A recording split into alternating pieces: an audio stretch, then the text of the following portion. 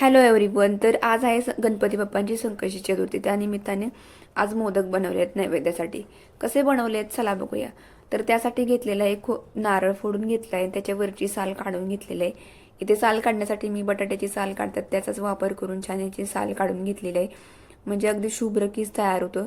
तर सगळी याची साल काढून घेतली आणि छान त्याचे बारीक पीस करून घेतले आणि आता आपण याला मिक्सरमधून बारीक करून घेणार आहोत.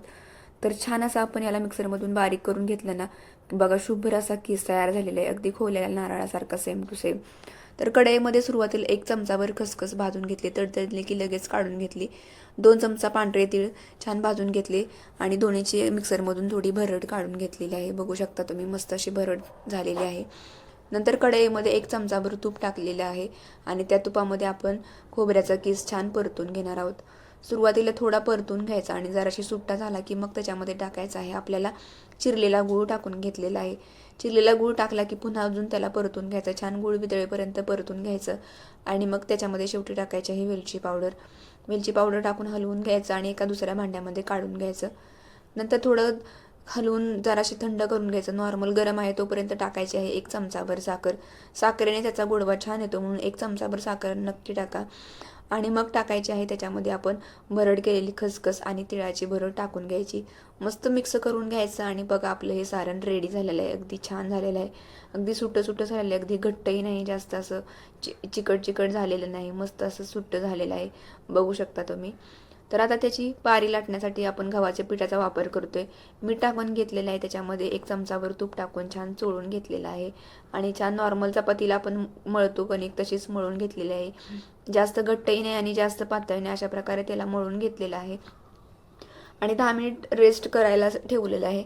10 मिनिट झाले की पुन्हा त्याच्या छोट्या छोट्या गोळ्या करून घेतलेल्या आहेत. जेवढ्या आकाराचे मोदक बनवायचे छोटे मोठे तेवढ्या आकाराच्या गोळ्या तुम्ही बनवून घ्या.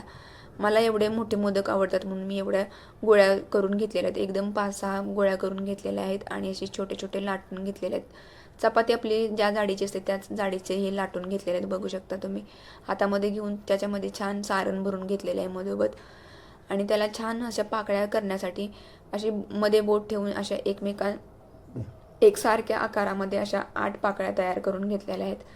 8 पाकळ्या केल्या की बरोबर त्याच्या सगळ्या बाजूनी सेम टू सेम एकाच अंतरावरती ह्या पाकळ्या दिसतात. तर पहिल्या सुरुवातीला 4 एकमेकांना जोडून घ्यायच्या, नंतरच्या 4 एकमेकांना जोडून घ्यायच्या आणि मध्ये हे 4-4चे एकमेकांना जोडून घ्यायचे. बघा मस्त अशा पाकळ्या रेडी झालेल्या आहेत.